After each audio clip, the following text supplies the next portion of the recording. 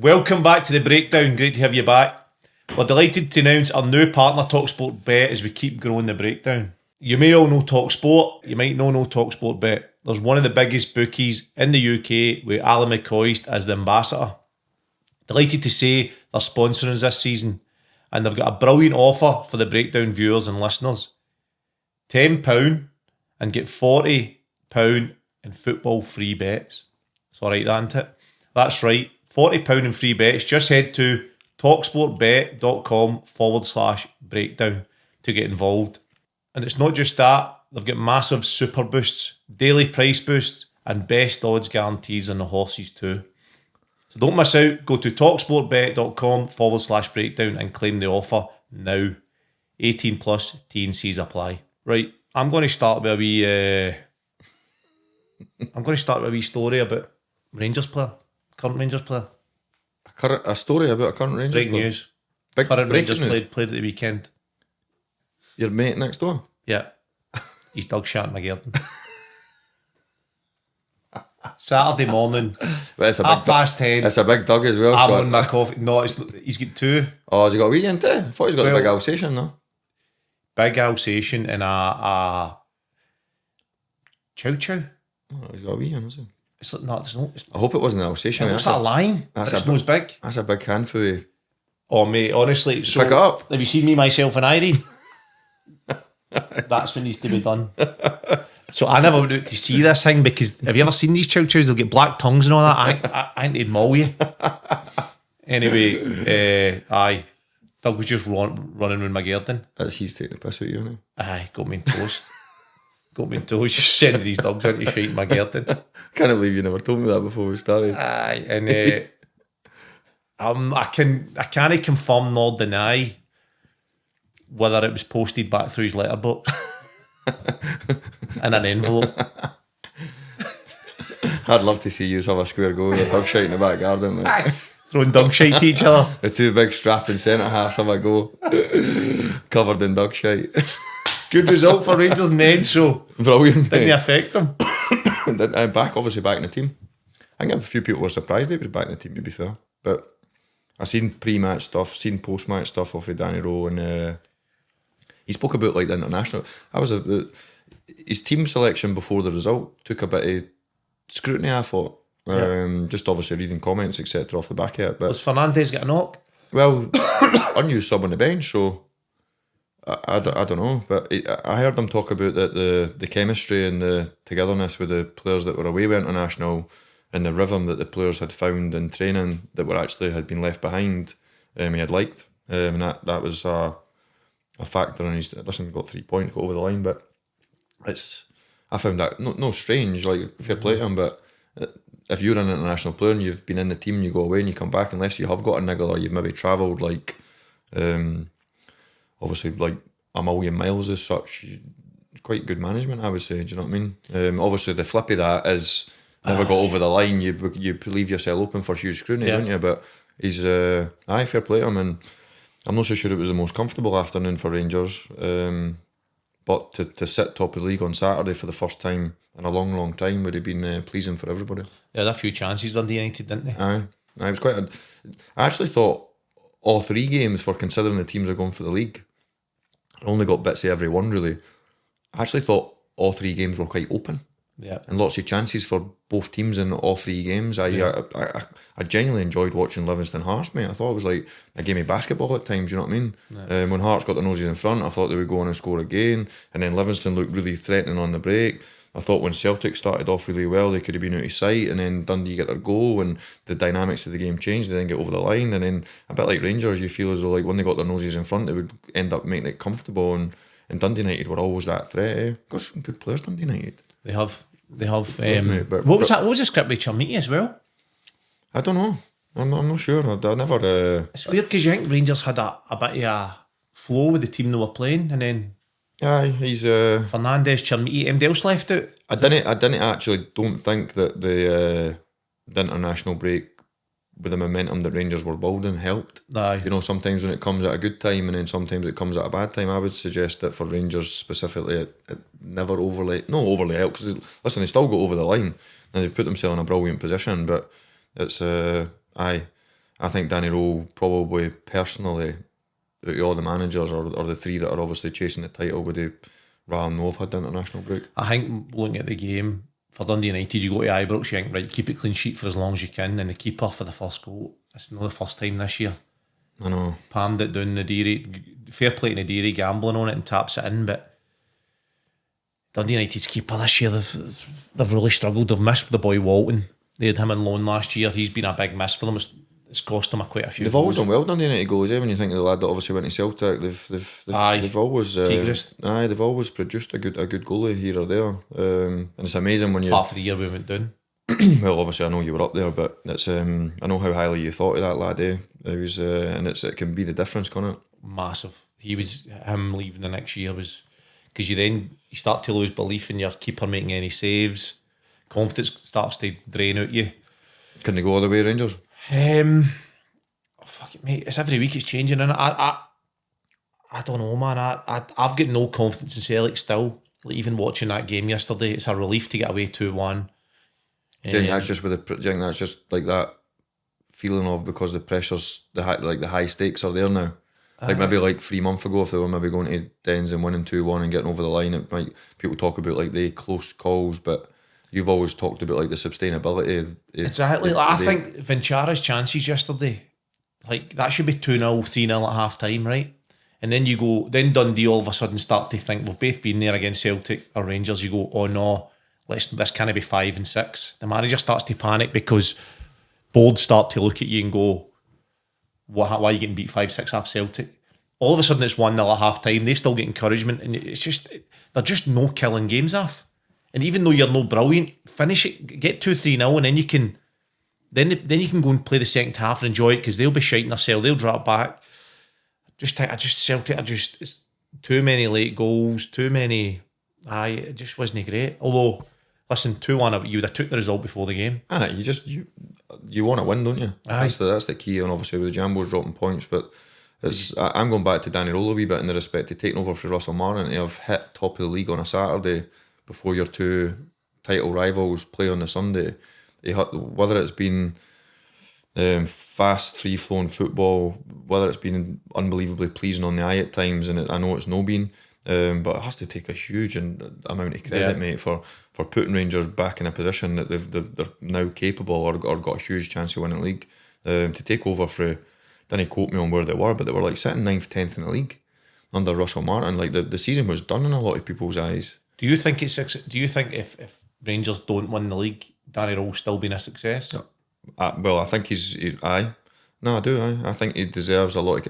I think there's you know better than anyone. There'll always be that grumbling of how entertaining it is, how it looks, how many goals you score, because we now live in a society that even if you're winning, people still want more.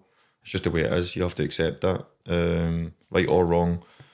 So I think what Danny Rowe has done, he deserves a normal. I think we've spoke a few times in the respect of he's inherited a squad that he maybe wasn't overly pleased with, but he's never ever come out and said it, which I think is a good trait in a manager, because I didn't think of, and somebody might tell me different, I didn't think of a period where, an interview pre-match, post-match where he's threw the players under the bus, which I think is a good thing. I think it's real good leadership qualities in the respect of it hasn't been that there's times where he's maybe come out and he's maybe said that it was a good result and maybe the fans have not been happy with the actual performance, probably delighted with the win.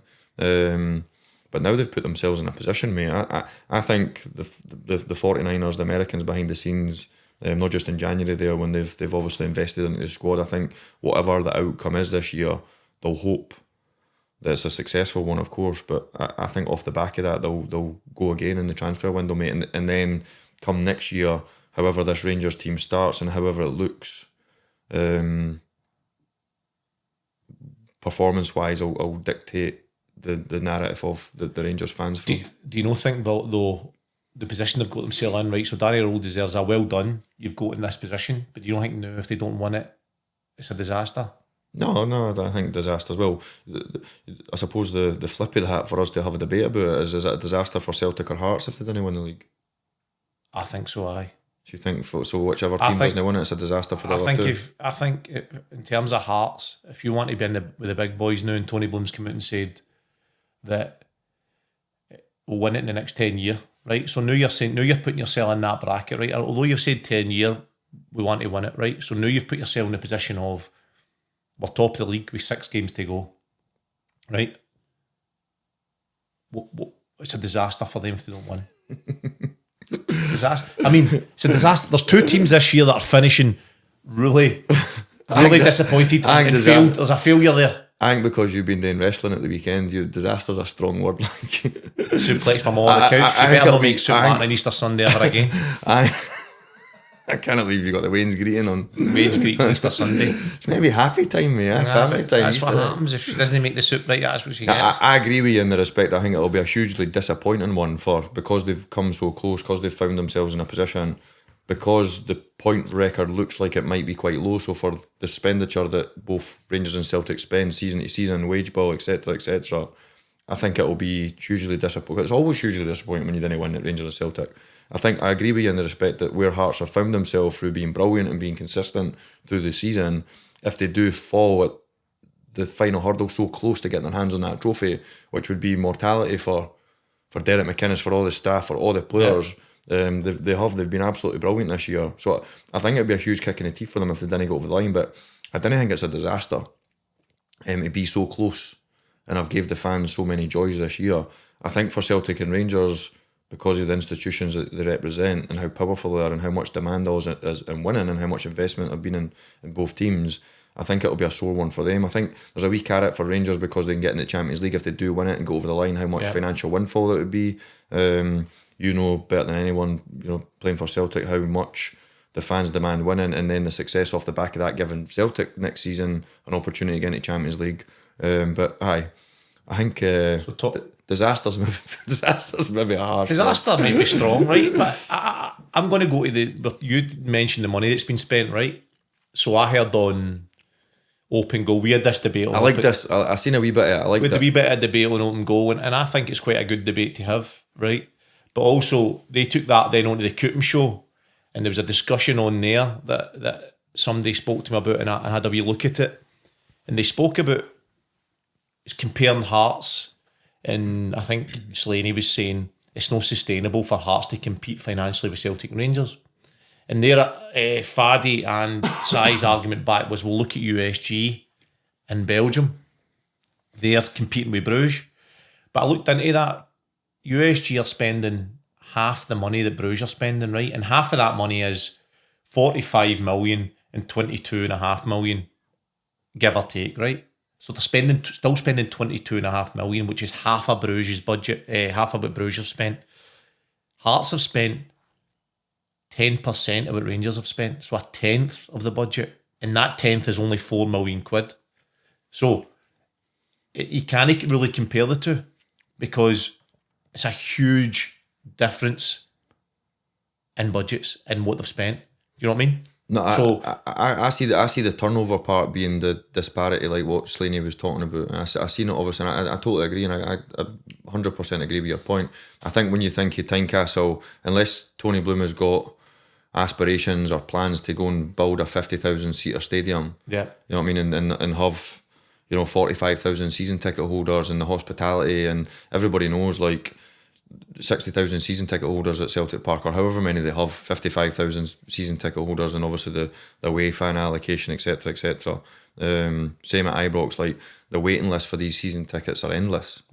So I think the turnover as a business would be really hard for Hearts to be able to compete with Rangers and Celtic, but it's shown that they can spend a fraction of what Rangers and Celtic can spend and compete. The argument that a Rangers or Celtic fan might say, well, you're never going to get a better chance because Rangers and Celtic cannot be as bad as they have been this year. I just think that's harsh on Hearts, really. But I do totally agree with you in the respect that I cannot see how Hearts are one day going to have or go and spend £11 million on Engels. Or do you know what I mean? Or go and spend the type of money that Rangers have spent on players like £13 million in January. Do you know what I mean? I cannot see it, but it just shows you that they maybe didn't need to spend that type of money to be able to compete because they've proven that this year. Because of the stats and that, because Bragg obviously looks good, but I just think that from this position, although Hearts have spent a lot less, because then you say that amount about Rangers, but that's not taking into consideration the loan moves for the Premier League. Aarons, Jigger, there's Cornelius, there's Scoville. That's loan fees that I'm not taking into it. But I just think that now you've got yourself in the position with 6 games to go, having been in this position, obviously before, the only success, especially when you've not done well in the Cups for Hearts, is winning a league. Second would feel, I mean, you imagine them sitting in a lounger in the summer, right, by the pool, and somebody going, well done this year, successful season, finishing second or third. I mean, that would be painful, wouldn't it? That wouldn't be like, oh, cheers. You'd feel good about yourself. You'd go, fucking, I know that the last 6 games. I know. You know what I mean? No, I totally agree with you, because they've come so close, but I think if you want to play with the big boys and you want to be successful with the big boys and you want to be in amongst them, you've got to take the pain that they take every year if they don't win the league. 100%. And that is, listen, we've both felt that pain when you finish up at the end of the season unsuccessful and you didn't get your hands on that title. It's like it's the most unenjoyable summer you can have. Right. You didn't look forward to your holiday. You look forward to getting back to pre-season to try and make sure you're fit and get all the wee gains that you can get. So I'm 100% in agreement with you that it would be a real kick in the teeth for them. I just think for where they've come, and how quickly Tony Bloom's influence, Derek McInnes' influence on the team, how consistent they've been over the season, how many that mentality, even like questioning them yesterday, you see them go behind so early and then they bounce back, and on another day Lawrence Shankland could have scored a hat-trick. I thought he was terrific. So he's going to be a huge asset for them. And listen, we could still be sitting in 4 or 5 weeks' time where they do win the title. I know. Do you know what I mean? So that's I think it's really hard to be negative in any respect for the Jambos, but it's I know how it would feel being so close and then being so far. But listen, knocked out the cup to Falkirk, mate, who are having a brilliant season. Do you know what I mean? On penalties as well. So they've maybe not competed as well in the cups as they should, but I didn't think anyone could take away that if you judge Hearts, whether they finish second or third, if they've had a good season, I think people would say they have. But I know you would say they've no. They need to win it now. And then John McGlynn, mate. I just mentioned his name there. Manager of the year. John McGlynn. So there's one for you. I know how big you are on Askew for the Celtic job. I looked at the table earlier. I think 8 points between Falkirk and Motherwell. Aye. Draws and defeats, but wins. I think Motherwell are 13-14 wins. Falkirk are a win behind them. I'm not saying they're going to catch them because obviously games are running out. I know Falkirk are due to play Rangers at the weekend. If John McGlynn ends up finishing right in the coattails in Motherwell this season, by the way, still in the semi-final of the Scottish Cup coming up against Dunfermline, could get to a Scottish Cup final, would you be as big on tipping John McGlynn for the Celtic job as you have been for the Motherwell manager? See, it's mad how quick football can change into lower budget. I know. Just come for the championship. By the way, lower budget in League One 2 years ago. I know. He has improved players. Listen, I think maybe because he's Scottish, he gets maybe not as much credit. But then I just think what the Motherwell manager's done, take away where he finishes this year, the defensive record, the way he plays the game. Although John McGlynn plays football differently to normal Scottish teams or Falkirk teams of the past where he tries to play a bit, I still don't think it's as smooth as Motherwell stuff. Now, Motherwell concede a goal for playing out for the back and people would then maybe begin to go, look at that. And I just think that you would then shine light on that one instant or a couple instants, and many a time they've worked through teams and probably scored or got to the final third. So I think what he's done with Motherwell is still much better, having just had them for a year. How quickly he's done it. John McGlynn said day players. I know, but the argument would be that some of the League One and Championship still the same players. Listen, John McGlynn's done brilliant as well. But it is interesting how he doesn't get linked. It is. And if he gets to the final and if he gets closer to Motherwell, I don't know. I don't know. Interesting one, eh? It's interesting. What would you have him? Well, I don't know if he would. I think it goes back to that. I don't know if he'd be sexy enough to be the Celtic manager profile wise at that. But sometimes the top managers are right under your nose. I think he's done a brilliant. See, that's why I'm obviously mentioning him, because I think he's done brilliant. He's worked at the club as well. He's then got somebody like Dave Gray, who's finished third with Hibs last year. Yeah. He took a bit of flack this year. Comfortable again at the weekend. I think undefeated in 5 or 6. Coming to the climax of the season, they have been competitive. With the big teams, maybe not got over the line in some of the games, but by the way, Hibs will have as bigger say in this title as anyone, eh? And then Dave's kind of going under the radar, and not got listen. I say it all the time, not because he's my mate. I just think it's really fair to. I think Hibs have probably went under the radar a wee bit, but he's another good result for them at the weekend, mate. And I'm sure it's undefeated in 6 now. Are they not top of the form table or something, Dave? Second, maybe. I think Second, maybe. Second, aye. No, So, listen, and Dave's not quite been linked with jobs yet, is he? So it's like, when I watch Hibs, I just go, right, what is it they're trying to do? I agree with you in that respect. They've maybe not been the most pleasing on the eye, but he's had big injuries, eh? Like obviously we spoke about it last time, like lost Kieran Bowie, who was a main focal point. Boyley, even though he's my bud, his numbers have been amazing. Just touched past 400 appearances for Hibs. He's in the 100 goal club, but he's obviously. He's not on the way doing as such and like talent, because he's a brilliant player still, but he's obviously no at the start of his career. He's coming near at the end of it. Mulligan's obviously been a huge miss, I think, for the legs in the middle of the pitch for them.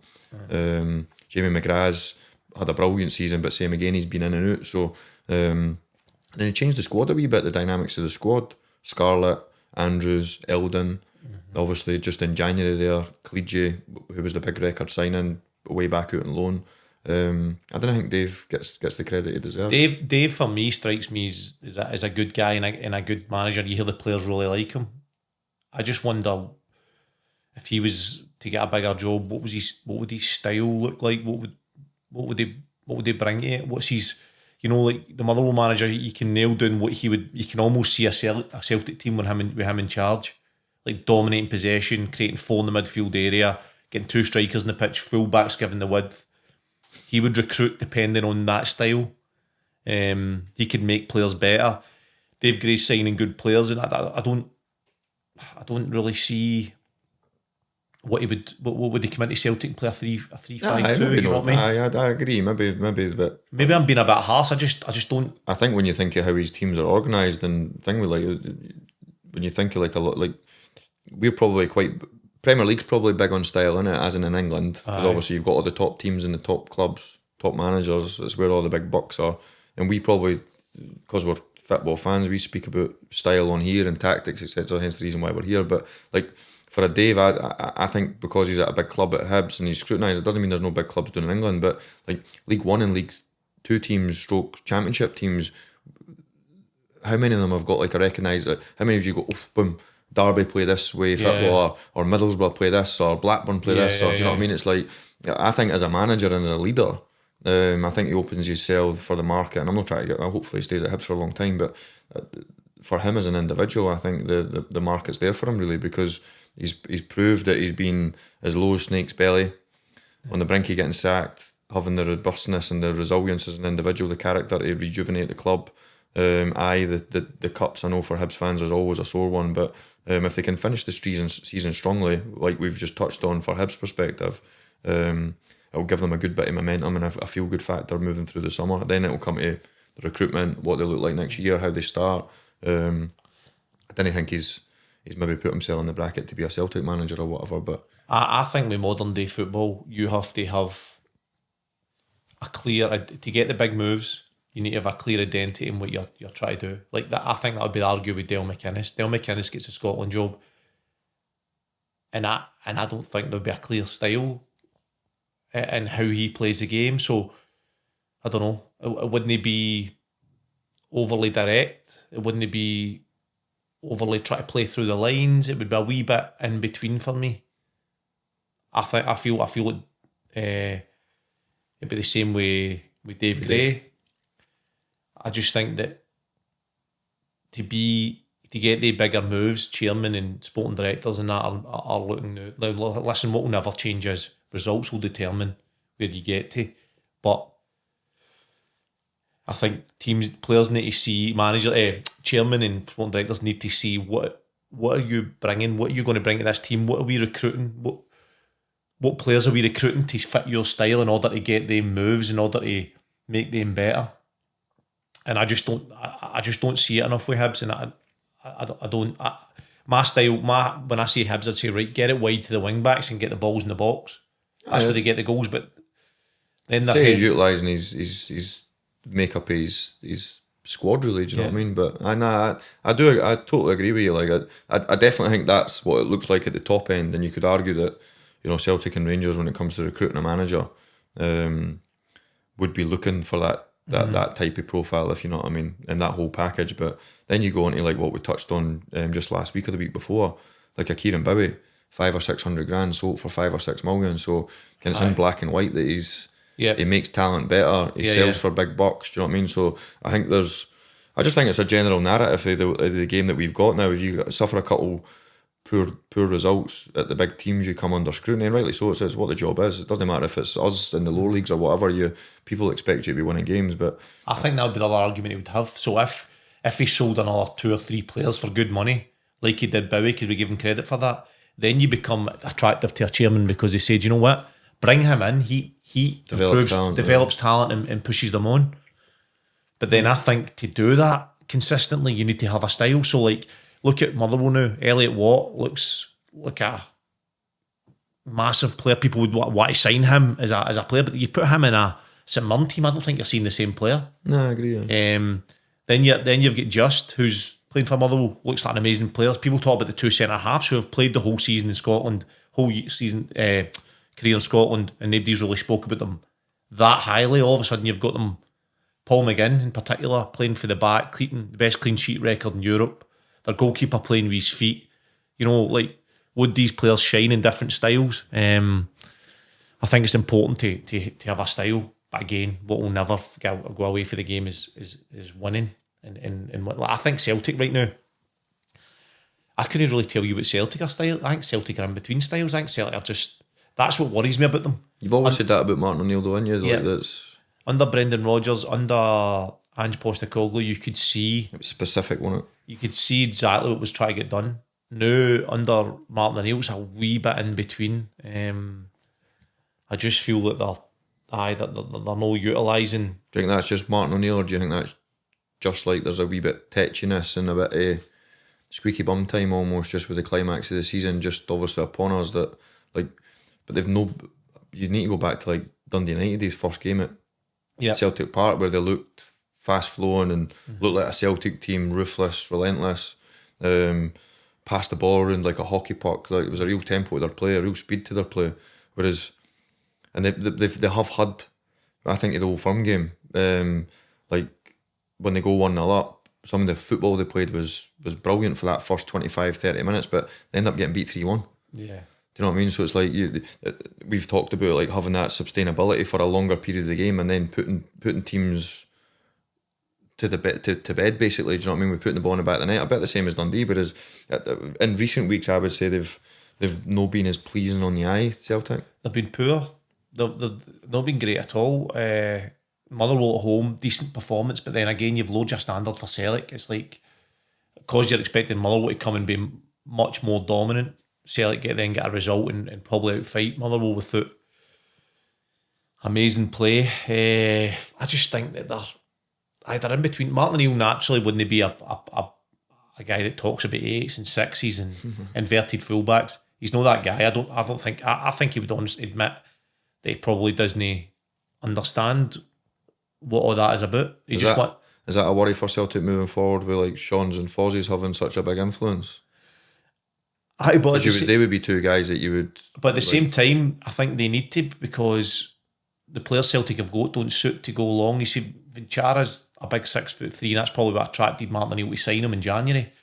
But yesterday, I mean, he's not even been a physical presence up there. There's some big chances, don't he? And then if you don't play, like if you put Maeda and him up front and you played direct to him every time and went 4-4-2, all of a sudden I think you're now talking Martin O'Neill's language. You're now going, right, get the balls in the box and let's get 2 strikers up there. But I don't think Celtic have the players to do that. I think Sean Maloney and Fozzie obviously play a big part. One takes out of possession, one takes in possession. But I just still feel, regardless of who your coaches are and how good they are, your manager will always be the one that the players look at and go, what does he want for us? How does he see the game? And they'll recognise it in small things he says. So I just think Celtic are a wee bit in between. And if Celtic are going to win this league this year, they're going to limp over the line. And I can't see it. I still don't see it. I think it's Hearts' to lose still. I just think Celtic are going. It's not going to be free flow. It's going to be Grinding it out. 2-1 victories, last 10-minute goals, last-minute goals. Even like not keeping enough clean sheets either. Like if you're keeping clean sheets, you've got a chance. No taking your chances, no keeping clean sheets, limping over the line. No scoring on. Just doesn't feel like a team that are going to power through it. But then I feel the same way Rangers and Hearts. It feels like who's going to be the least shite. I know. Well, do you know what I mean? I know. The good thing for Rangers is the goal difference swing's been big for them in recent weeks, isn't it? Aye.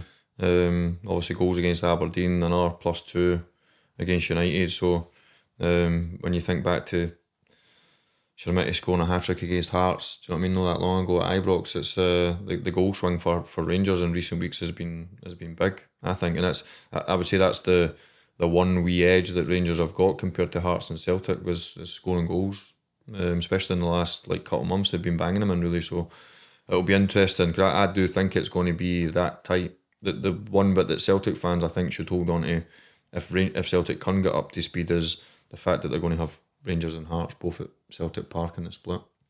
A better advantage. Well, listen, Hearts and Rangers have both went there and won, so you it's too close to call. The statistically you would say, well, that's no an advantage for them because they've been beat at Celtic Park off both. But I do think that we've been over the line a few times, and having people like Callum McGregor, Kieran Tierney, and Martin O'Neill obviously at the helm, like they big games when they do come, if there is a slight advantage, there's no doubt that anyone that knows anything about football would tell you that you would rather Rangers and Celtic be going to Celtic Park, Hearts and Rangers going to Celtic Park than Celtic having to go to Tynecastle and Ibrox. Yeah. So I mean, it doesn't then mean that it's a given because I think the games have been that unpredictable and that hard to call.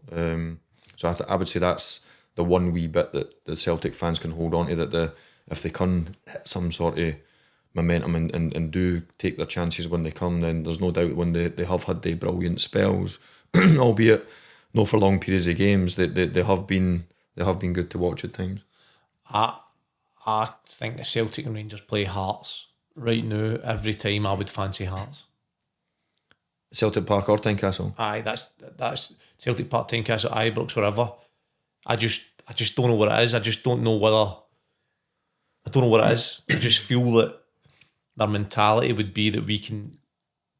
Maybe it's an underdog mentality. Maybe whatever Dell's creating against Celtic and Rangers, it feels like I wouldn't be confident Celtic going to play Hearts or Hearts coming to Celtic Park. I would if I was having a bet now on TalkSport Bet, I would bet. I'm not saying that Hearts and Rangers will win at Celtic Park, but I would have a big bet on that they'll both score at Celtic Park. I just can't see how Celtic will have a clean sheet against Hearts or Rangers at Celtic Park. So then that flips to Celtic are going to need to score at least more than one goal to win the game. And they don't have a striker. And that's the any actual.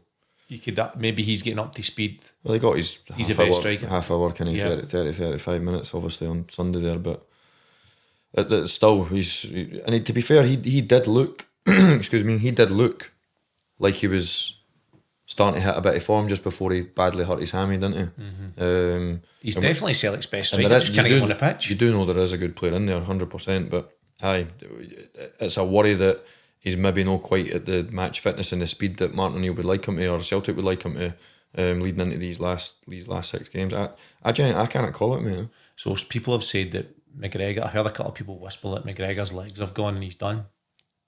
Not having it. I'm not having it.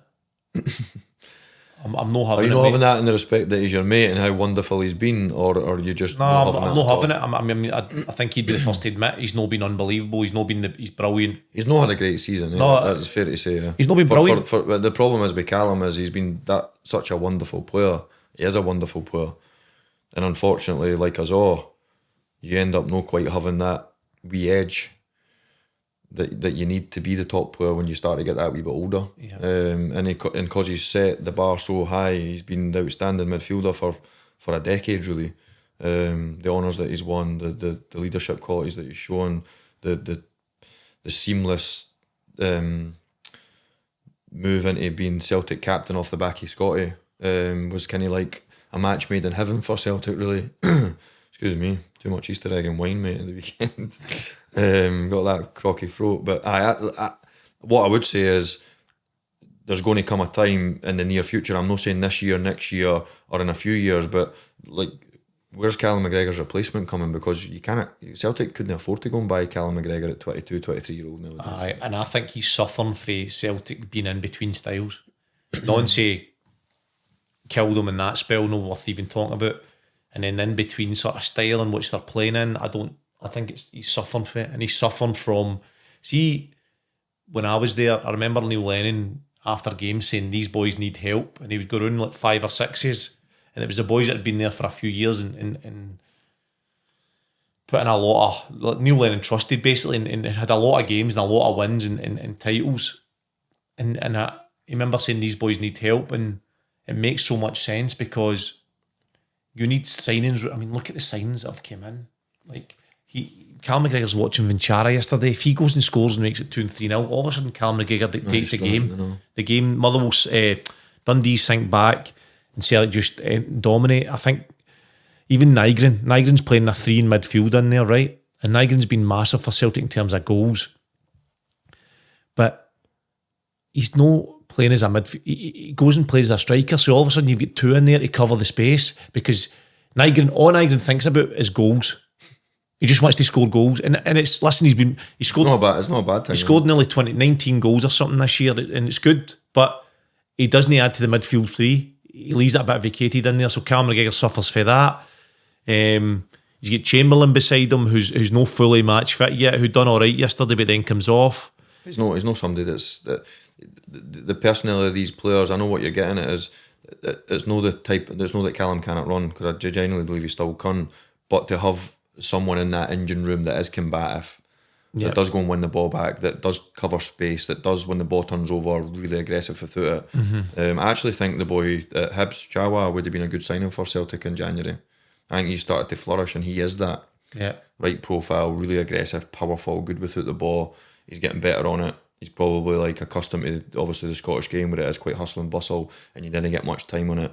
But the competitive bit that he's got and that combative nature to go and win the ball back, he would even, that type of, you mentioned a Josh Milligan before, that type of player, I didn't think actually Celtic have got at their disposal. Well, here's another one, and I've mentioned it before.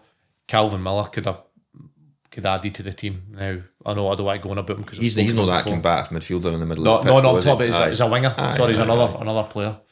Because Celtic, I mean, look at the wings. Yang's done all right and he works hard.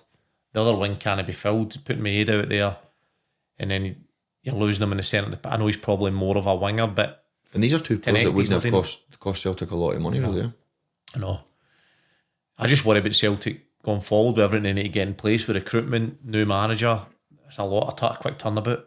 It's like all hands on deck now try to win this league, but right now in the background should be happening, should be getting... Well, it surely will be though, mate. You would think so? The Martinez one doesn't seem to be going away. I don't know if that's just the I wouldn't fancy having him there. No? Nah. How no? Don't know. I just don't... He'd one of the greatest Belgian teams ever, never won anything, I never done anything with him. I get that. Wouldn't he be for me? I get that, but his teams of... I would go Bellamy. I would have a look at Bellamy as well. I think the way he speaks, the way his Wales team played against Bosnia, albeit they get beaten penalties, I think he would be a good one for it. He's when you think of having an edge, he's got a real edge. Right edge. Craig Bellamy. I played against him. No, actually, when he was at Celtic. I played against him when he was at Cardiff, when I was at Borough. And he was a chirpy one, isn't he? I see. I witnessed him. But he's a brilliant player. Like, I witnessed him one game. We played against Wales, and he absolutely mauled the centre half for the full game. Boy, talking, you mean? Aye, caning him. Boy, Ricketts. I know. Saying to him, "You are absolutely shite. Would you fucking pass the ball?" A teammate, the boy was shite. He said like he absolutely nailed him. Full game, but he's got that wee bit about him. I think the way he talks in press conferences. He asked him, "Are you going for it?" He's like, "We are absolutely going for it." And the way they played was backed that up. I can't quite remember the game like off the top of my head, but I remember sitting in the stand when I hurt my knee, and Bellamy, obviously when he was at Newcastle, Gary Caldwell would have been at Newcastle with his brother Stephen.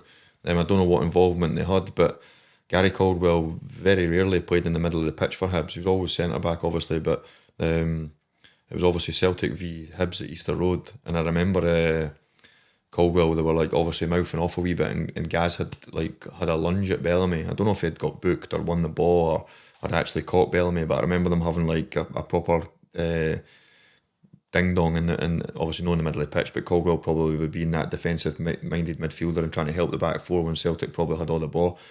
And I remember the ball broke somewhere on the halfway line. It was in front of the old terracing, I'm sure, and John Kennedy obviously was still fit at that time, still playing. Absolutely munched Gary Caldwell. It was like a car crash. It was like, boom. And I was like, oh, and I loved the tackle. I'm thinking, oh, there's maybe one person you wouldn't want to bounce into. It was Big Kendall. But I remember Bellamy. I can't mind if Bellamy scored that day, but I remember watching him and thinking, I think I had hurt my knee. Maybe it was maybe Tony Mowbray's first season when he took over the team, and I remember Caldwell playing in the middle of the pitch. But Bellamy, honestly, mate, he was brilliant. He was everywhere, run channels, dropped in, clever. Just knowing you sometimes watch a team and you think he's a bit better than everybody else. He was a bit like that, Bellamy, when I watched him. He was so good. He was rapid. He was I was a young boy when he was there. So quick in that as well, wasn't he? Remember his hat trick at Tannadice? And a brilliant finisher, wasn't he? Real quality. I remember playing against him at Middlesbrough, and one had come out the sky, it had snow on it, and I've stopped it dead, and we ended up beating them 3-0, and I've flicked it with the outside of my foot. We were starting to give it a wee bit because we were in front, and I can't remember what he called me, but he called me like a fucking Scottish jock or something. Did he? You fucking Scottish cunt. And I was alright, but he was like a wee nippy sweetie on the pitch, but brilliant player. Did you ever have somebody do that? That used to happen years ago, didn't it? I remember Robbie Keane cashed me off, mate, in that old firm. Told me I was a skint wee cunt. How did you feel? I felt great about it. Did you? Felt great about it, mate. What was the score? We 1-0 that day. Mo Adu scored there. Were you playing well when he said it to you? Well, I just gave him a bit of hunt. I just thumped right, him there, and then I got him. I told him I was. That was a sending off. No, it wasn't. It was a brilliant tackle. It was a sending off. Brave from a brilliant sending tackle. off. By the way, I got McGeady just about 5 minutes after that. That was another sending off. But probably I would have got 3 heads. Who's the ref? I can't mind, mate. You tell me who's the Rangers refs. John Robot. I don't know. I wouldn't have got away with him nowadays, but brilliant tackle. But he called me I'm sure he called me like a wee skint. There was hatred in your face. I remember seeing your face. That was bad. But see, nasty, mate. I was really aggressive. But see, when he then said that to me when I was running back, because he pulled my top obviously, and I've kind of pushed him off. So he kind of but when you've played in these games and you know that feeling. See, when I clattered him, he had a brilliant player. Listen, a real top career, and I've got the utmost respect for him. But he had that moment where you get in an Old Firm game where you cannot breathe. You'll have had it. You can what it's like. You can't believe from the first minute to the last minute. It's unique.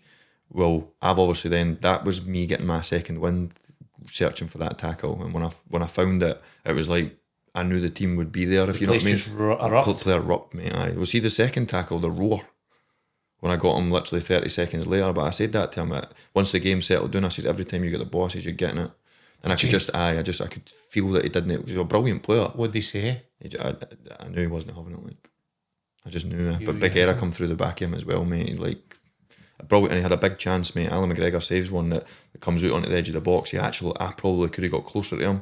I've actually watched the game back, and he volleys it down to Griggs's left, and he hits it well. Probably good height for Griggsy a save, but he was a brilliant player, mate. You just knew that he had that star quality, and he was clever. I didn't like the look I saw on your face that day. I was bitter and angry. I was one thing I've never been bitter but I was in the games, mate. I was I always went searching for a tackle, because it got the team up, it got the crowd up. By the way, I'd love to. Who would you like to smash now? Oh, there's too many, mate. If you had to pick one, a 50-50, right? No, there's too many. You and him, right? Centre circle at Ibrox. And you run both for the 18-yard box. I'd love a 50-50 with Cammy Devlin. Would you? I'd stick him right through the wheat field there. Would you? Aye. Right, you and Cammy Devlin, right, you've beat him. Who's next? Celtic. Celtic? Celtic, it's 50-50. I don't think there's any Celtic team that you could beat in a 50-50. I'm running through all of them. Give us a name. I want a name that you are 50-50 saying. Get a circle. I like that. I wouldn't say Celtic have got like a really competitive... Callum, obviously, but I wouldn't say they've got a competitive player that you'd like, whoa, I'd like to have a wee tussle with him. The right back, Arojo. Arojo, well, he's been sent on the road, hasn't he? Is he no? Is he? I thought he's not there anymore. Is he still playing? But just you and him. You and him. Is he still playing, Dave?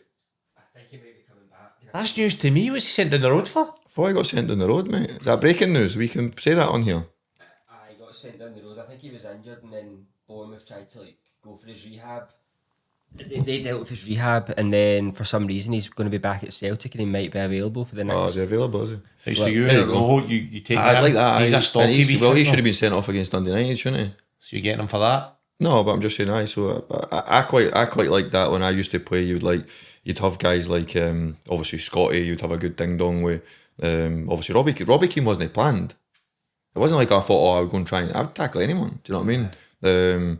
That was your. I liked the competitive bit, but like when you went played for against, Robbie, but he couldn't tackle a fish shopper. it's just because of the way he cut. So he dropped in, mate, to 10 position, so you know better than anyone. You would, And if your I was in your Celtic team, mate, you'd expect your sixes to be getting in the ball.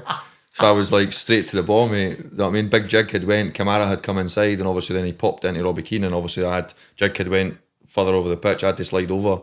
And listen, that was a big thing for me in the games, or any game really. I felt it's magnified because it's against Celtic. The way the game obviously transpired, it was a great day for us. But it was I made day tackles all the time. I loved the competitive part. And by the way, I didn't when I was a kid. Did you know? Nah, I was a wee bit more dainty when I was a kid, but when I got to that kind of 17, 18, I think it was a bit of, when you got to the first team environment, it was a wee bit like, if you didn't stick up for yourself, we'd mix with Pat Linens, like these guys that were like John O'Neill's when I was first breaking through at Hibs, they were like really competitive and proper powerful guys, so you had to stick your chest out, and it wasn't just about being nice on the ball and passing it and moving it, it was about like being competitive and getting your fit in and trying to get to people. So I felt like I learnt that probably when I was like a second year YTS. Whereas prior to that, mate, when I was a kid, I was like more of a left winger, drop my shoulder and dip a toe in. The first team are no trusting you, are they? Nah, not really, mate. When you go and train with the boys, like you have to earn your stripes, you have to be respectful. But I got brought up in a way that when you're on the pitch, you need to stick your chest out and stand out. Aye. Whether that be when you were the dainty winger, well, what was I good at? I was good at taking people on, setting goals up, scoring goals, so that would then make me stand out. Aye. When you got to the first team environment, I wasn't capable of going and taking 2 and 3 players on. The game had changed, the margins become smaller. I started to slide into the middle of the pitch a wee bit. So what's your role in the middle of the pitch? I wasn't a 10, I wasn't a luxury, so I had to be a bit of both. Aye. I had to try and be good on the ball and be competitive. So I learnt that quite quickly. I would say all of us learnt that. When I think of the personnel, all the boys, Whitty, Scotty, Deeks, Gaz, Deeks would probably be the one unique one where he was a kind of cheat you out player, different role compared to me and Scotty, obviously, but Gaz was really powerful and aggressive and put himself about. But aye, listen, I remember the 50-50 with Steve Davis. He's always picking the wee guys. Ibrox. And I thought I was wanting to nail him. You are better though, aren't you? I'm no better. No, I'm no better. I just wanted to just lay a marker down it. So that's what the games are. But I get sent off. Did you get a straight red for that one? Because I got the ball, but I went to the tap it as well. I remember that. Was that the one that you ended up on? I got the ball. My studs skiffed the ball. Aye, I and I went to the tap it. But you get caught up in the games, don't you? I mean, they're amazing, aren't they? Brilliant. I remember kicking Lafferty once, and the ball was 70-30 in my favour. And I slowed down to make it 50-50. And as I slowed down, he touched it and I kicked him. I tried to kick him and the ball and just kicked him. That's what Scotty done when Scotty got sent off against Laffett at Ibrox, the same game. They don't they kind of come together and they both didn't really fly through the tackle. Kenny Scotty like kicked over the ball, Kenny got the ball, like went to kick it like as if it was going to be a 50-50. I think Laff pulled out a wee bit. And then they coming together, and obviously I was only 10 yards for it. There's a good 50-50, you and your mate Bruni. It's all in the line. Whoever wins the 50-50 wins the league. See, it was mad that we were so competitive and played in the Old Firm games. And I cannot think of us ever coming, like actually at Fawn and us a couple of times where we'd maybe jump for headers or whatever, or do you know what I mean? Like coming, because I was a lefty. and he was a righty, you would have thought that we would have naturally, but sometimes if I played on the left, he'd maybe play like as a 6, or he would play like one of the higher 8s or whatever. Right. And he was obviously more box to box compared to me. So I cannot think, and maybe he'd maybe tell you different, but I cannot think it ever coming like. Was there games where you'd play against him? I think I've got the better of him here. Because you back yourself, don't you? You in the games, you're like, he'd walk on the pitch thinking that he was a far better player than you, and you walk on the pitch thinking you can compete with anyone. Do you know what I mean? I think you have to have that, don't you? It's mad that when you're mates as well. That's rare, isn't it? I still remember being at his 30th, and I'd told you obviously when we played Dundee, and I'd never been a captain at Rangers when he was captain at Celtic. Obviously been on the same pitch, but I was captain in Dundee that night. His dick does 6-0 on the telly, the Friday night game, and Scotty was the captain of Celtic, and his dad had said to me at the party, he was like, "Oh, we were wondering, me and Heather were talking about like if he would speak to you, or he's obviously got that straight face, and I've gave him like a wee tickle of his balls or whatever, do you know what I mean? He didn't bat an eyelid." Do you like it? Probably, aye. Didn't bat an eyelid, mate. And then when he shook hands in that before the game, tossed the coin in that, it was like, that's just what he was, mate. He was an animal when it come to game face, eh? There was nothing getting, and maybe me being me, which is maybe a really honest thing to say is, I maybe never had the same expectation going to Celtic Park as a Dundee player, as I maybe had the same belief as a Hibs player, do you know what I mean, that young vibrant teamer as I did when I was a Rangers player. You probably go to Celtic Park as a Dundee player hoping that you didn't get hit for 6, and you do, and it was like the Alamo at times, and you're looking at the clock thinking, fucking hell, like get me home. It could be tough, but I was... That seems to be gone though, doesn't it, that mentality? What, the mentality of like getting hit for 6, the mentality because Celtic because Celtic don't. Yesterday was a chance to score early and go and take your chances and do that, and they never done it. There's no that same fear factor. Nah, there's no. Right, TalkSport bet, mate. What's your coupon for this week? We were a wee bit unlucky with our last ones, weren't we? Oh, well, I get 2 out of 4 wrong. Oh, yeah, Hearts let me down for the... Just Hearts? Just Hearts, mate, aye. And it was close, wasn't it? Alright. This week I'm going to go for 3 draws and a win. 3 draws and a win? You like it? Aberdeen Hibs to draw. I go for big odds. I like to see big odds. Get a some money? Aye, and also myself, so if you put a tenner, it's 40.91. Tenner on this gets you 4.90. And then you get 40 quid of free bets with TalkSport Bet. So Aberdeen Hibs draw, Kilmarnock Dundee draw, Hearts Motherwell draw, and Celtic to beat St Mirren. I think that's not bad, because I think with high stakes in these games, I think there could be it'll be tight. There'll be much more than a goal in them, and I think 3 draws and Celtic to win 40.91. Going to put a fiver on that. I think Hibs go to Aberdeen and win. I think they will. Aberdeen Hibs, Dundee United, Rangers and Celtic for me. 4 wins. 4 wins. Hibs, Dundee United, Rangers and Celtic. Hibs, Dundee United, who have they got? Dundee United, I'm just looking at my phone. Dundee United are at home to... Livy. Celtic are at home to St Mirren, and Rangers are away to Falkirk on the Sunday. What are you getting for that? Just under 61, mate. Works out like 5.75. These complicated odds nowadays. TalkSport bet. If somebody gets it up, I'll top it up to 61 or something. Nice. Right, Dave, viewers' questions for this week. Okay, so the viewers' questions. We had a question last week that we didn't ask, so I'm going to ask it this week. So obviously we talked about the Scotland training camp and how they're there for a few weeks. They watch films, they do traitors and stuff like that. People in the sort of like questions are saying, why don't they just turn up like a week before? Is that not too long? Are the players not bored? If they're together and they're for 2 weeks, they've got not that much to do apart from train. Like, what was your experiences of that? Before what? Before the game. So say, for example, like you were at...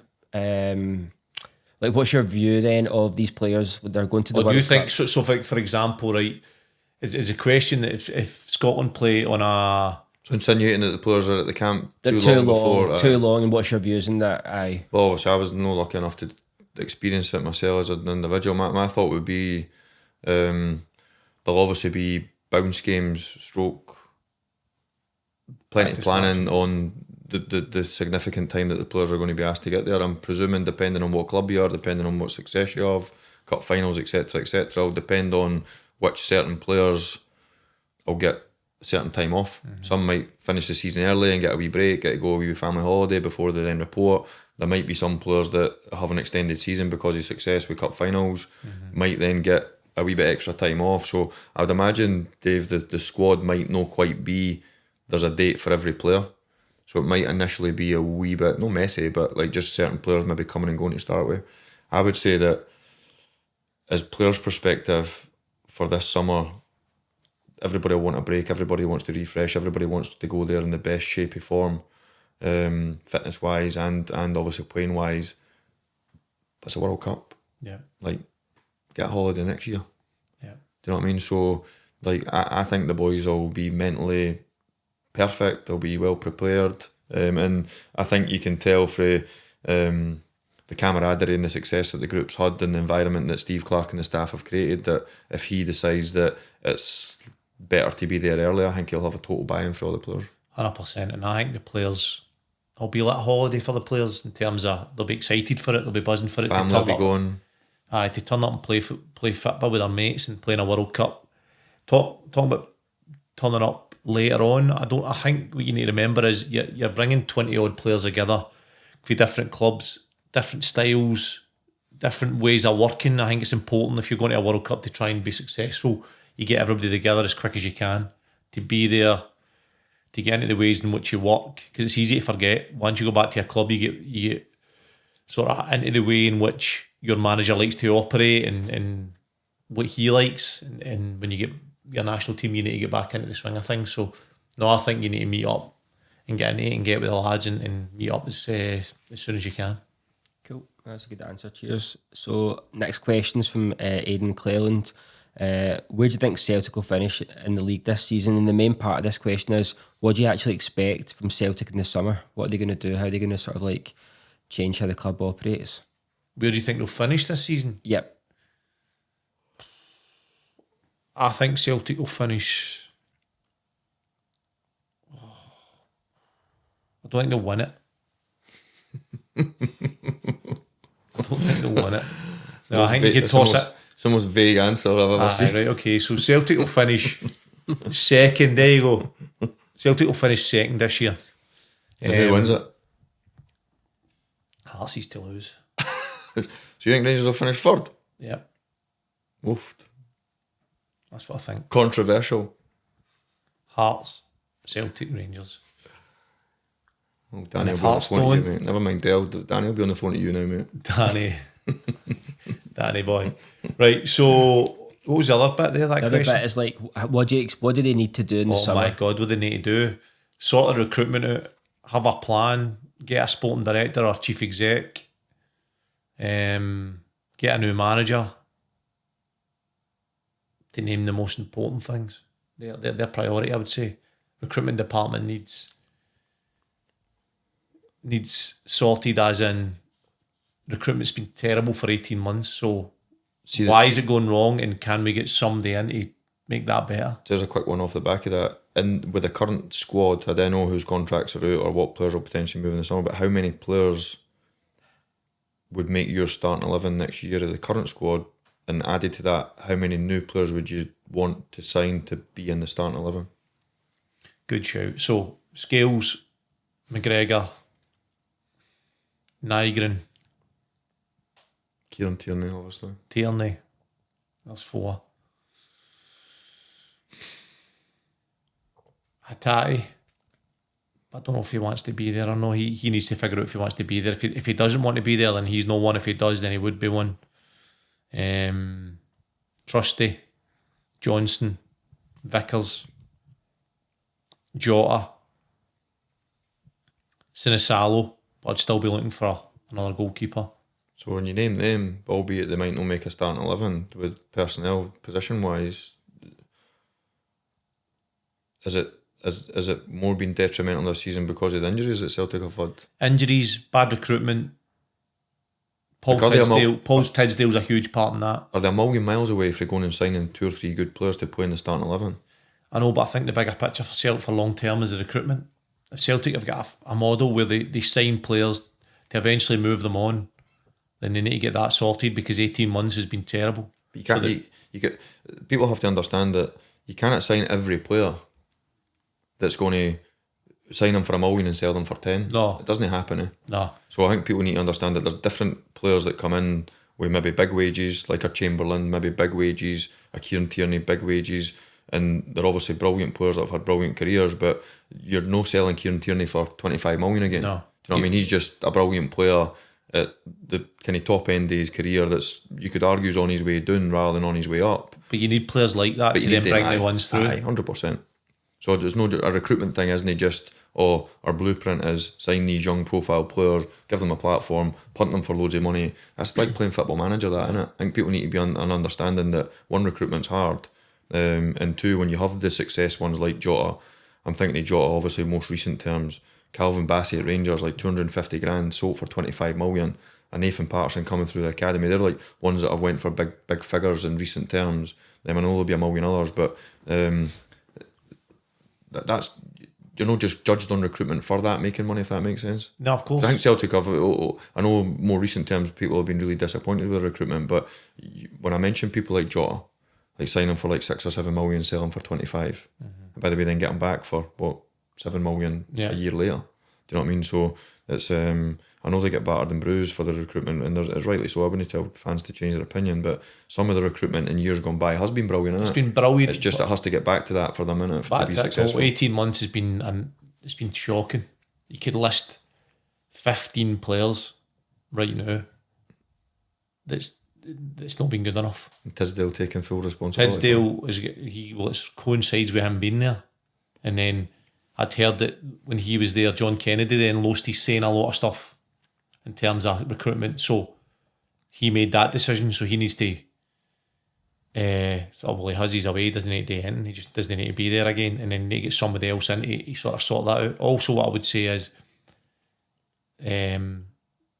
bringing boys through the academy needs to be get more of a chance, in my opinion, because if you look at Colby Donovan, right, who's the latest to kind of break through, if you want to say, he only got his chance because Ralston was injured and Johnson was injured. So he get brought up through default, right? Not saying he wasn't doing brilliant, but he wasn't anywhere near the first team. Gets brought up, and now he's ahead of Ralston. Now, how many other players in the Celtic academy have been let go because they've not been given the opportunity? I think there needs to be a bravery in the hierarchy to give younger boys a chance in order to then move them on. But you also need to bring players in, and you also need to have a spine of players, like you said, that are maybe not going to move on for money, but they're there to help these younger boys grow. Yeah, bang on. Hope that helps your question, Dave, is it? I know, yeah, cheers. And just to add to that then, so what about Rangers then? What do they need to do in the summer? I'm really intrigued to see how much firepower Rangers spend in the summer, and I think they'll be planning maybe A, B, C, D, depending on if they do win the league, Champions League, obviously a big windfall, and I think they'll put their money where their mouth is, really. They're not paying for Olsen, are they? I wouldn't imagine Olsen will be one that'll end up, they'll pay the money that they need to. It was reported like £7 or £8 million like fee that they would need to. I'm not so sure they would be paying that. The Mikey Moore one's a real gutner for them, I think, because he's been a wee superstar for them, really. Do you know what I mean? He's grown. When I think you like watching him and feeling, I felt really difficult watching him when I was doing the commentary for Rangers TV, start of the season under Russell Martin. He did look a wee bit lost, but he's just, I didn't think anyone could envision his like turnaround in form. So I'm going to ask you the same question. Rangers next year, who are you keeping for definites? Well, I think Jack Butland. I'm not so sure you can get better than Jack Butland in the modern day market for, and I know he'll be on big wages, Jack, but and I know he's had a couple difficult moments as a Rangers goalie, but I still think he's very good. Tavernier new contract or not?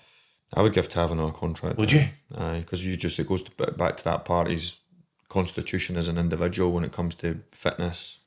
He hardly misses any games, mate. He's a touch wood for him. It doesn't start to have problems when he's getting that wee bit older. I 100% I would keep Tav, mate, just for his leadership qualities, the way he trains every day, the way he puts himself out there. Like, people, because of the game we live in now, will always have scrutiny on the trophies that he's won in that, but listen, for 250 grand, mate. Yeah. Nearly a decade ago, what a signing he's been for Rangers, what a player he's been for Rangers. So Butland, Tavernier. Butland, Tav. I think obviously Jaeger is one that would you potentially pay the money for him? By the way, he's very good, mate, when he's on it. I think Fernandez and Jaeger, the worry is that you sometimes hide behind the sofa because they've got a wee flamboyant mistake in them. But profile-wise, mate, they're both animals, they're both powerful, they're both fast, they're both good in both boxes. I think Fernandez edges Jaeger, to be fair. I think Fernandez has got more scope. I think Fernandez will potentially go on and be a better player. Keeping Jaeger, £8 million. I'm throwing a I just think it'll be depending if they can afford to pay that type of money. That's what I would say. I don't know if they could get him in some sort of deal. Same again, hopefully fitness wise, he looks like a good constitution as a player. I always think when you're paying big money for people, listen, you can get injured in a training session, routine one, a recovery session, but I'm not so sure you would want to be paying that type of money if somebody's had, when you go and do the recruitment and they're like the fitness wise, etc., how many games they play per season. So I would say they two, mate. I think Romans has been a brilliant signing. I think they've now got a bit of depth. When you think Raskin will be an interesting one, depending on how well he does at the World Cup with Belgium. Chukwuani's coming in done really well. I think he'll grow. I think technically at times he can be a wee bit scruffy, but he's an absolute man mountain. We've mentioned on the show before that the 4 boys that Rangers did sign, they're all 6 foot plus. Mm-hmm. They're all big, powerful lads. I think Diamande is. I think there's a good player in there. Conor Barron's obviously suffered an injury, found himself the talisman for a wee while, becoming a fan's favourite. And then he finds his injury. Not quite managed to stamp down that starting position week in, week out yet. But obviously back fit now, back available and being involved. So, and then you've got the front boys, mate. Like, I've always liked Miovski. I know Dave's Shermitty's biggest fan, but they've got firepower, mate, when you think of Antman, Kasama, Miovski, Shermitty, Nadiri, like Skov Olsen obviously on loan. I think Miovski will get moved on this summer. Mikey Moore, like, I don't think the club will be able to afford Mikey Moore, mate. That's my humble opinion. I think the figures that will now Mikey Moore will demand, what Spurs would demand, will be astronomical. So I think unfortunately he's one that you've given a brilliant platform to. The fans love him. He's been a breath of fresh air. He's a joy to watch at times. But unfortunately, he'll end up in the big wages, mate, in the big league. I don't think Rangers are that far away from having a good squad, mate. I think there's the investment that the 49ers have made. They only need to tweak here and there to try and get another couple over the line. So Danny Rowe doesn't win the league, right? How long does he get given in next season? I think Danny Rowe, we mentioned it earlier, mate. I think where he's brought Rangers through to be in an opportunity of winning a title, I think he's got plenty of money in the bank when it comes to the powers above. I told you I've met Andrew Kavanagh, a real classy individual, a proper gentleman. But I've said that I think Rangers are in good hands, mate. I think he knows what he's doing. He's people will criticise maybe sometimes what the job they've done at Leeds, but they're in the FA Cup semi-final, mate. They get promoted to the Championship. They're in the Premier League. Aye, they're only 4 or 5 points above the relegation zone, and they could easily get relegated back to the Championship. But I just think some people go and find certain views and what kind of suits what they want to see, if you know what I mean. But I'm only going off what I see. They've invested in the squad in January. I think they've got close enough to think we're going to have a wee go here. They've put in the best part of £12 or £13 million in January. I think come the summer, depending success or unsuccessful. Successful, I think they'll put more in. Unsuccessful, I think they'll still put money in. Maybe not quite as much as if they do get Champions League. I think Rangers. I've said it before. I think Rangers are, depending on what Celtic do in the summer, I think Rangers will have a real good opportunity to win the league next year if they didn't win it this year. Nice.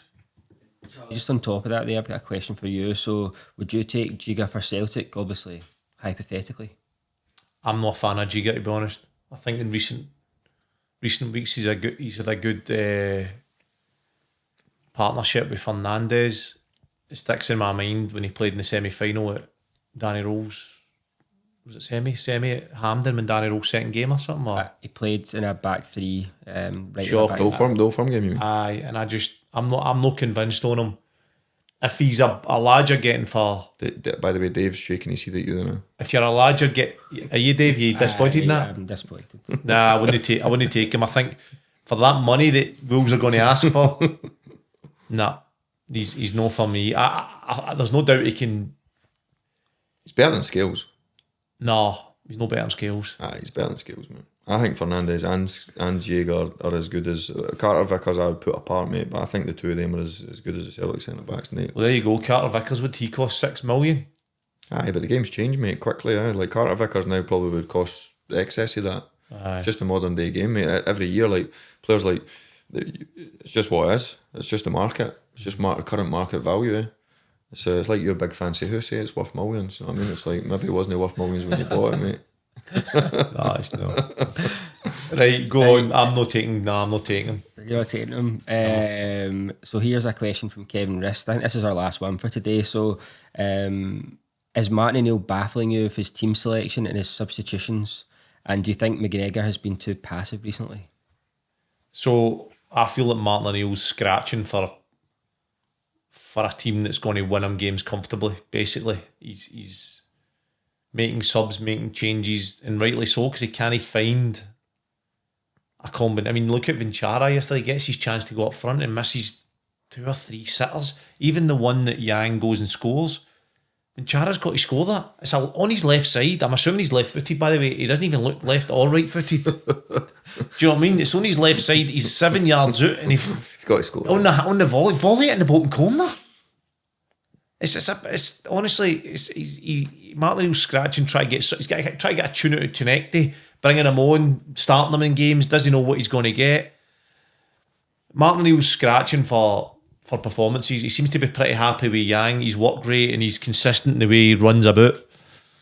But it doesn't baffle me, because I don't even know what Celtic, who I would start. He would be every week. It would be different. Now any actuals come into the picture, you're hoping he has more of an impact. No, I don't think it's on Martin O'Neill. Well, it is on Martin O'Neill because he's a manager, but I think there's a part to be played in the substitutions for Sean Maloney as well. So it's everybody.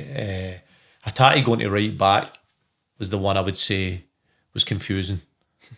We're trying to get an extra attacking player on the pitch, but wouldn't be playing Hatate at right back. He's got too much to offer in the midfield. If you're going to play with, just go to a back three and play with him as another midfielder, which I wouldn't be against. I think Celtic should get their strongest players on the pitch, and that would sometimes mean that in possession, have a back three and have 4 in the midfield area. And I'm big on that now, but I just think that Celtic need to do something different. Go back to a back 4 out of possession, but in possession instantly go to a back 3 and have 4 in the midfield area. And it's not something I've not done before. Under Ange, you used to have invert their fullback. Instead of inverting a fullback, I'd actually play a midfielder in there, or a winger that can come inside and create more bodies in the midfield area. But no, I can understand why Martin O'Neill was doing it, because he's scratching to try and see who his best team is. That's the scary bit about Celtic. The manager doesn't know who the best team is yet. And he's got so many injuries and so many flaky players like Tinekti, like Vinchara, that he doesn't know what he's going to get for them. Cool. What about Callum McGregor? Callum McGregor for me is still a top player, and somebody we'll see next year if he's still at Celtic, if he doesn't get poached to Saudi, that people will start to talk. I've seen it happen with Bruni before. His legs are gone, oh, he's brilliant again.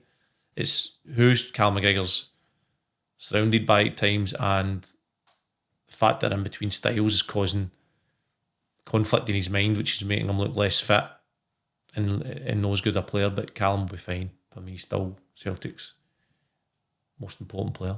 Thanks for joining us again in the breakdown, Tom. Brilliant again, mate. Pleasure. Join us again next week. Thanks for the questions. Get them in. All comments and interactions, likes, and you name it, are welcomed.